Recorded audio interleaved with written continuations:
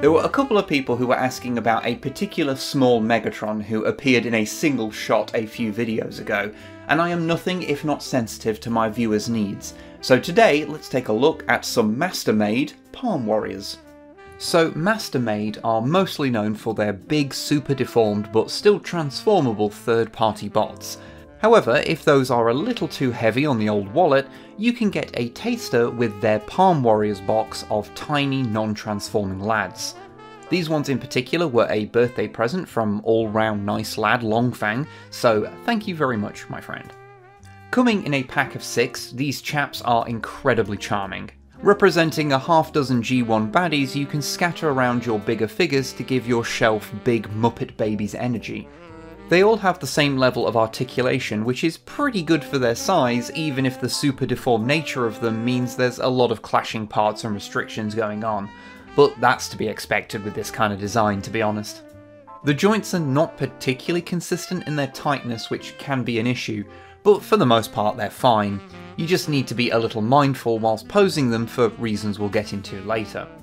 The level of detail is nice and sharp, and I'm a big fan of the designs in general. Instantly recognisable and having a little bit of updated flair whilst being as cute as a 6-pack of buttons. They're also quite small, sitting somewhere between a Micromaster and one of those Earthspark one-step changer Tacticon things. Right, I've used it in a video so I can justify having bought it now. Looking at them individually, let's first look at Starscream since the next 3 are basically him again anyway. And yeah, that certainly is a little Starscream, with enough surprisingly sharp wingtips to remind you that he is indeed a third-party figure.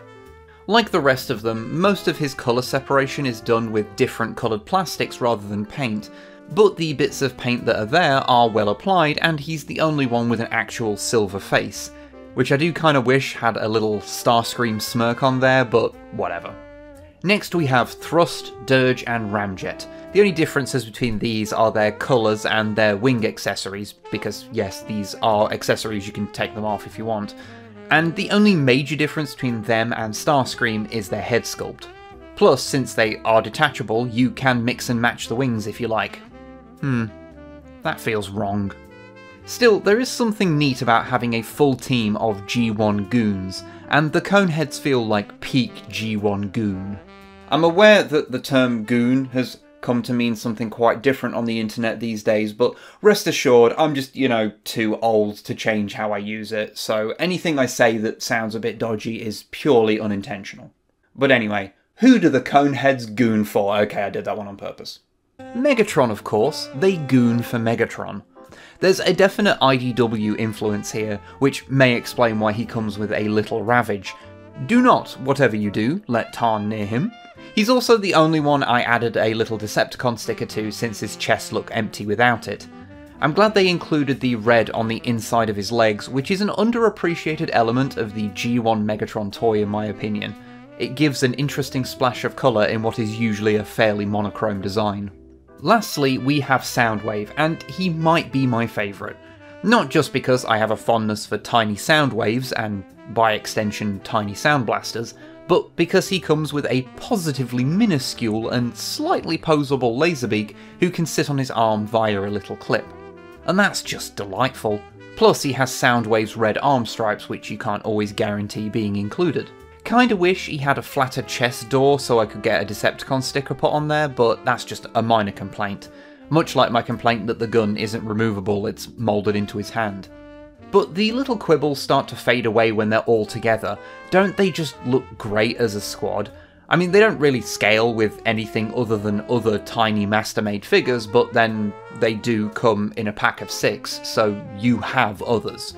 Now, I do need to point out a couple of issues with these, just so you're prepared if you are thinking about picking them up for yourself. The first is they don't come fully assembled, and the ball joints on some of the null rays, and not actually null rays, are absolutely ridiculous in their level of tightness. As in, look at this stress mark on Starscream from simply putting them on for the first time. The other is that the elbows are kind of atrociously designed for the material that they're made of. Basically, the internal peg is only attached to one side of the elbow, and some of the plastic used is pretty soft, so it's very easy to entirely tear the peg out just by putting pressure on the arms at the wrong angle, which is very easy to do if the bicep rotation is stiffer than it really should be. Ask me how I know that. And I can't guarantee that you would have the time, patience, or inclination to, hypothetically speaking, rebuild and pin Soundwave's elbow joint on the day you got him. Ultimately though, I do like them a lot. They look great on display, and since they don't transform, then their delicateness is mitigated somewhat. But still, you gotta be aware of the tolerances when handling them. Feels weird to do one of these videos without needing to show a transformation. Feels like I've forgotten to do something. Bye.